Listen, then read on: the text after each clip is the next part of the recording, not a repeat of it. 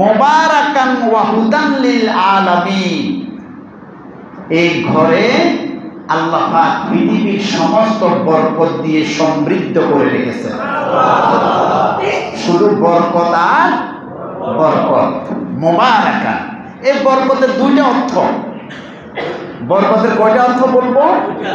একটা হচ্ছে বাহ্যিক বরকত, আর একটা হচ্ছে আধ্যাত্মিক বরকত। বাহ্যিক বরকত মানে কি?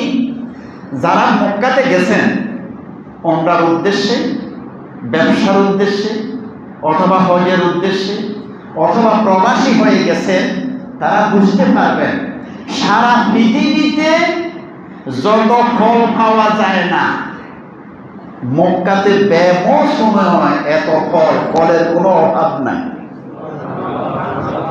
আমাদের দেশে কাঁঠালের মৌসুমে আম পাওয়া যাইব, আমের মৌসুমে জাম পাওয়া যাইব, জামের মৌসুমে লিচু পাওয়া যাইব। কিন্তু মরুভূমির দেশ, সারা পৃথিবী থেকে এত মানুষের ভিড়, কিন্তু এই পর্যন্ত আপেলের শর্ট পড়েছে, কমলার শর্ট পড়েছে, মোসাম্বি খাওয়া যায় না, মানুষের পরিমাণ বেশি। এই জাতীয় কোনো ইতিহাস কি শুনেছেন? কিয়ামত পর্যন্ত শোনা যাবে না। মরুভূমির দেশ, অথচ সারা পৃথিবীতে যত ফল ফ্রুট, তার সাথে কয়েক গুণ আল্লাহ পাক মক্কাতুল মুকাররমার ভিতরে সারা বছর রেখে দিয়েছে। এটা হচ্ছে বাহ্যিক কি বরকত। এরপরে হজের মৌসুমে ছাগল জবে করবে তো, দুম্বা জবে করবে তো, কত লক্ষ হিসাব করতে পারেন? বাংলাদেশ থেকে নিচে আল্লাহু আকবার, কত লক্ষ লক্ষ ছাগল, উট, বেড়া, দুম্বা এগুলি জবে করা হচ্ছে। কোত্থেকে আসতেছে, কিভাবে আসতেছে, কি কুদরতি নিজামে আল্লাহ ব্যবস্থা করেছেন, এগুলি আপনার আর আমার সলিমুদ্দিনের মাথায় ধরবেন না। এটা সব কিছুর জ্ঞান কার কাছে? আল্লাহু আকবার।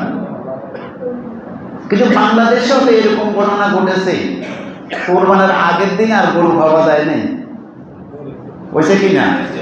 সিরিয়া মার্কেটে, তারপরে বড় বড় গরুর বাজারে, চট্টগ্রাম থেকে মিরিশরে গেছে গরুর খোঁজে, আবার মিরিশর থেকে লোক খবর পাইছে যে কি সিরিয়া মার্কেটে গরু কিছু আছে এখনো।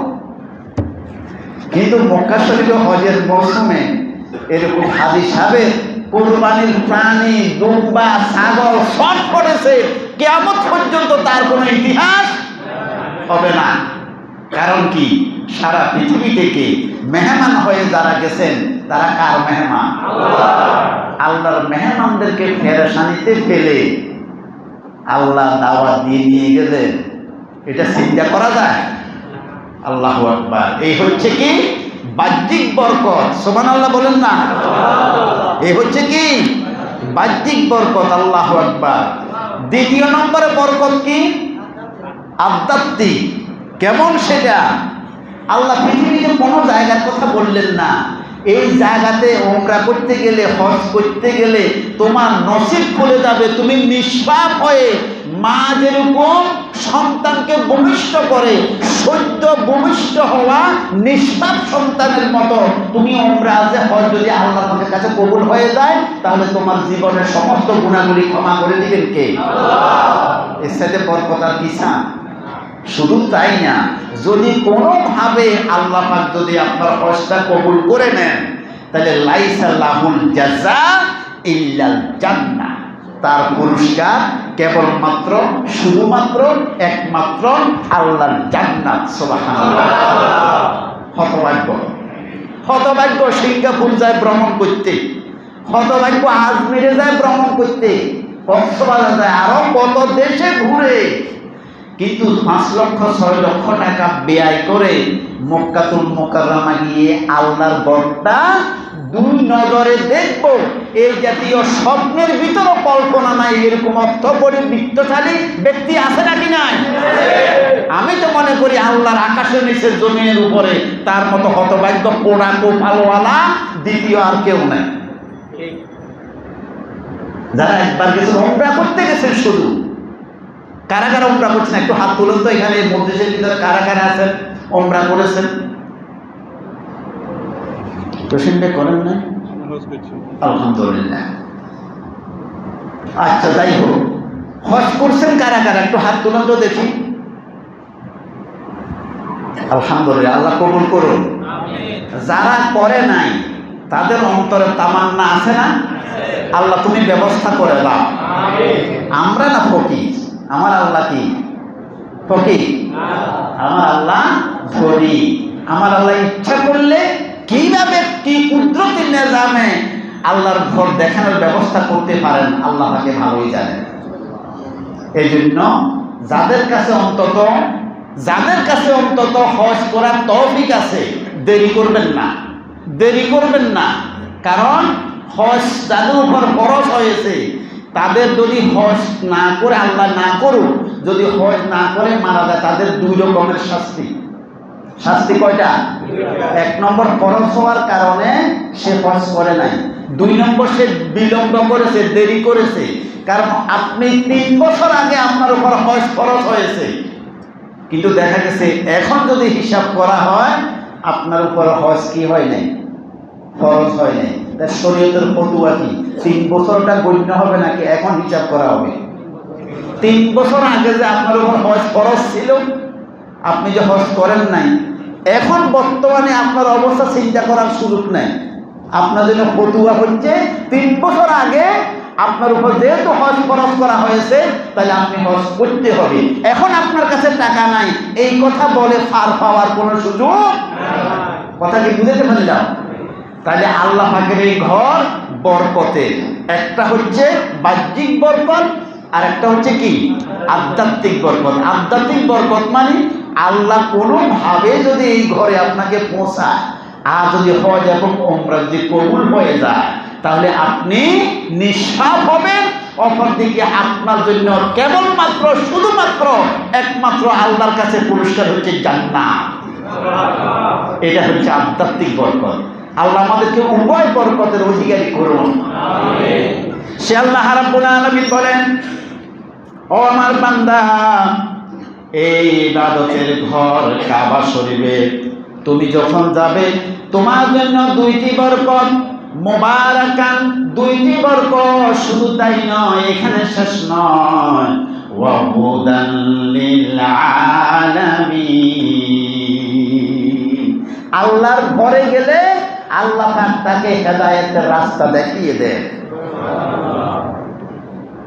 সুবহানাল্লাহ তো বলছেন, হজ করার পরে আল্লাহ পাক তার জন্য কি করে দেবেন? হেদায়েতের রাস্তা খুলে দেবেন, জান্নাতের রাস্তা খুলে দেবেন, বরকতের পথ আল্লাহ পাক খুলে দেবেন। কিন্তু হজ করার পরে ওরা কোপাল হজ করে আসে, এরপরে কিন্তু যে সুদ, যে ঘুষ, যে দুর্নীতি, যে মিথ্যা কথা ঠিক আগের মতোই। তার জন্য কি হেদায়েতের রাস্তা হলো? হজ করে এসে নামাজ পর্যন্ত পড়ে না এমন লোক আমার চোখে দেখেছি আমি। কি যুক্তিকতা আছে? তা আমি তো বলি তাকে, আপনি কষ্ট করে মক্কাতুল মুকাররমে গিয়েছেন, 2টা লাভ হয়েছে। একটা হচ্ছে বিমানে চড়েছেন, বিমান ভ্রমণ হয়েছে। দ্বিতীয়ত একটা দেশ দেখলেন। দেশ দেখা ছাড়া, বিমান ভ্রমণ ছাড়া তার কোনো আর উপকার হয় নাই। অথচ আল্লাহ বলেন এই ঘর হচ্ছে হুদাল লিল আলামিন, হেদায়েতের মার্কাজ, হেদায়েতের প্রাণ কেন্দ্র। এই ঘরের নজর পড়ার সাথে সাথে আল্লাহ পাক চিন্তা চেতনা সব কিছু পরিবর্তন করে দেয়। তাহলে যার করলো না, যার আখলাকের পরিবর্তন হলো না, নৈতিক চরিত্রের পরিবর্তন হলো না, তাহলে তার জন্য কি আল্লাহর এই ঘর হেদায়েতের জরিয়া হয়েছে? হেদায়েতের জরিয়া হয়েছে বলেন? আল্লাহর কথা বিশ্বাস আছে তো? আল্লাহ রাব্বুল আলামিন বলেন, ফীহি আয়াতুম বাইয়িনাতুম মাকামু ইব্রাহিম। ইহা এমন একটি ঘর, যেই ঘরের ভিতরে জাতির পিতা ইব্রাহিম আলাইহিস ইসলামের পদচিহ্ন কি সুন্দরভাবে পাথরের ভিতরে অঙ্কিত রয়েছে। সুবহানাল্লাহ। পাথরের ভিতরে কি রয়েছে? অঙ্কিত রয়েছে। আল্লাহ বলেন এটা এমন একটি ঘর যে ঘরে নির্দেশ দাতা হচ্ছে স্বয়ং সবাই বলেন। আর ইঞ্জিনিয়ার হলেন জিব্রাইল। ইঞ্জিনিয়ার হলেন কি? নির্দেশ দাতাকে আল্লাহ।